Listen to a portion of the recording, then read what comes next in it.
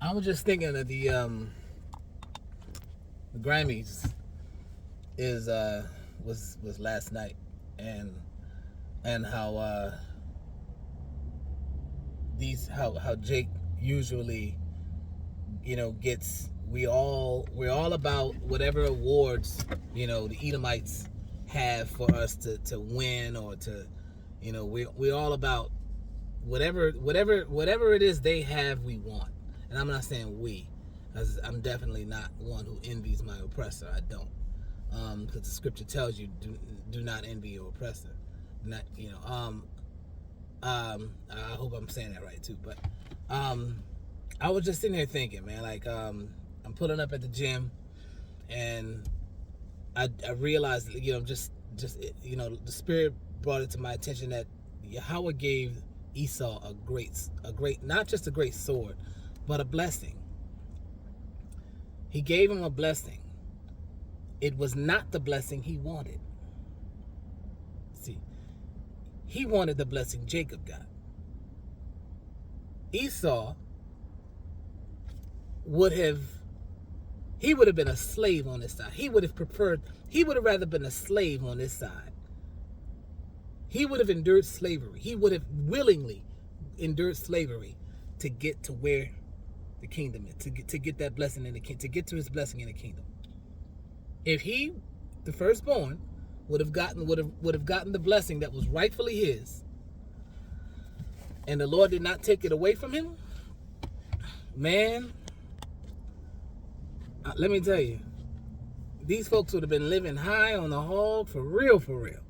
They would have been the niggas, and we would have been them.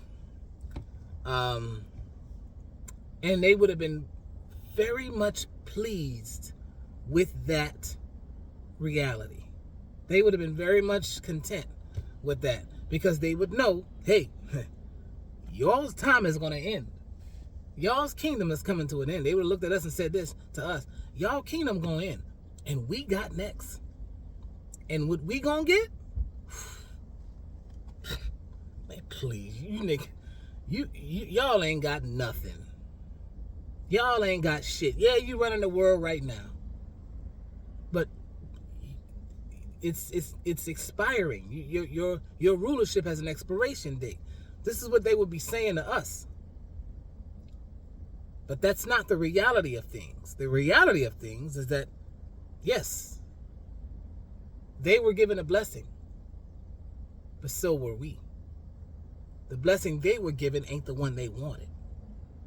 They wanted the one we got, which is eternal. It says the older shall serve the younger. So, had they gotten the blessing that they wanted, we would all be fucked eternally. Eternally. There would be no getting out of this. These devils would be on top of us forever. Imagine that. You're oppressed. You're a slave. You work a 9 to 5. You punch a clock. Even if you own your own business, you still work for them because you pay, because whose money you use to make to in your business, to do transactions in your business. Who do you pay taxes to? You both answers him. So,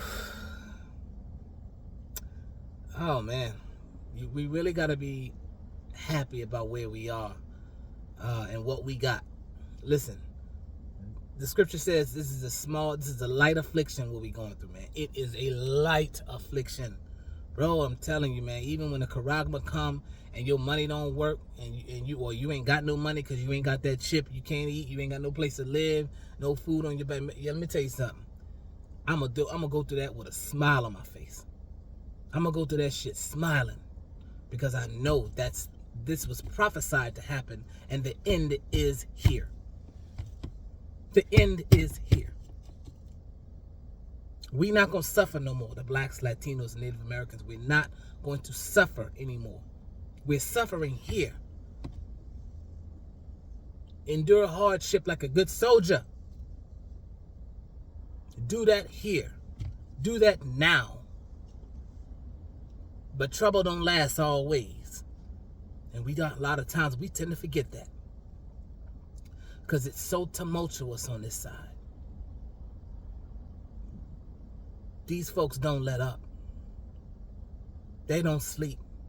Their hatred for us is perpetual. And it don't take breaks. They hate us even when they sleep. They even hate us in death.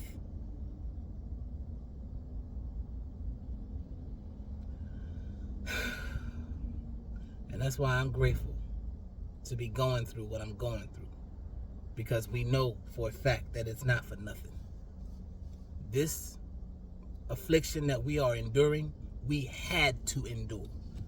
Why? Because you can't be a God if you only know good and not evil. You cannot be an all-knowing power, which we will be, alongside Yahushua and King David. You cannot be an all-knowing power if you don't know evil. You only know, if you to know only good, you ain't learning nothing. If your life has always been good, if you've been spoon-fed, you ain't got no character, no discipline, no morals. You don't have a compass. You have no sense of direction. You need that. You need those hardships. You need those hard times. Yes, we're oppressed. Absolutely. But I wouldn't trade it for shit. I wouldn't trade this here, this life on this side, in this low state that we are in. I wouldn't trade it for nothing in this world. Because I know what's after this. When I hear Elder Amawan Ibaz say, "We got next," he says that a lot. That's like his signature call now. And in a lot of his videos, "We got next." That's how he ends a lot of his videos. "We got next." That man know what he's saying. Y'all need to listen, pay attention. He know what he's talking about. We got next. And he's saying that on some real shit, because we do. And I will endure this as long as I have to, but no longer. Only as long as I have to. It's grievous. It's a grievous life. It is. It's hard. It's tough. It sucks. It's miserable. I'm not happy. I'm not having fun. The shit sucks. But I'll gladly endure it because I know what's coming at the end. You see, the scripture says, Yahushua went through the greatest, most, heinous thing when he on his way to the cross, and then sat down and died on it. And he prayed 3 times that Yahweh would take the cup from him, that God would remove that cup from him, that he didn't have to drink of it. He said, "Please, please, Father, take this away from me. I don't want to endure this. I don't want that to happen." And the Most High did not listen. He gave not ear to his prayer. It went down just like Yahushua didn't want. And what the scriptures say, why did he do it? Why did Yahushua endure hardship like a good soldier? Why did he do that? The scripture tells you why he did it. It says, for the joy set before him, he endured the cross. He saw the kingdom, just like we see it. He imagined it. He envisioned it. Like, weeping comes but for a moment, but joy cometh in the morning, as they say in the Christian church. I spent 36 years as a Christian, and I took a few gems from there because they don't have everything wrong. They got, they say like 2 or 3 things that are right. That's all they got. That entire religion got 2, maybe 2 things right in the scriptures, about the scriptures. They don't know shit. Christians don't know shit. They're supposed to be followers of Christ, but that's not even it wasn't even his real name. So they don't know anything. But that one saying, weeping may endure for a night, but joy cometh in the morning. That's in scripture. And Yahushua knew that. And he thought, while you're going through your Egypt, while you're going through your hardship, your hard times, you think about what's after this, because it ain't for nothing. You are being molded into a God in the literal sense of that word. And you have to know what you're learning now. You have to experience this, because in the kingdom we're going to have children, and we're going to tell our children what it was like on this side. We're going to tell our children that their slaves were once their oppressors. They're not going to believe you, because our children will be the two-third wicked Israelites who will be destroyed on this side. But after we bring all of them back, we're going to continue having children, because the Lord said we're going to have children forevermore. Pleasures evermore, but we're going to have children. We're going to be fruitful and multiply forever, for eternity. So that means we're going to be giving birth to children who've never lived on this side. They've never had an experience on this side. And we will have to tell them what this was like, how we lived. Every lifetime that you've had on this earth, on this side, you're going to tell them. You're going to remember that, and you're going to tell them. Hey, and I remember in 1641, I was 10 years old, and this happened.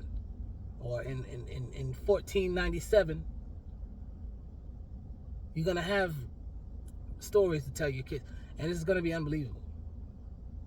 It's going to spark a hatred in them for their slaves. That's going to be like a fire that cannot be extinguished.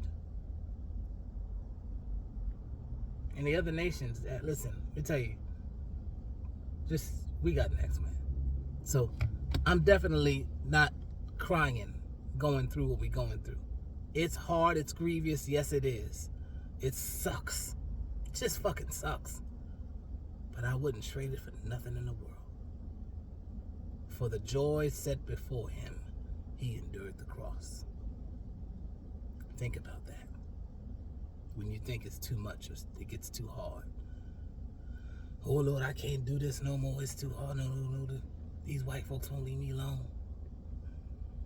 Think about that.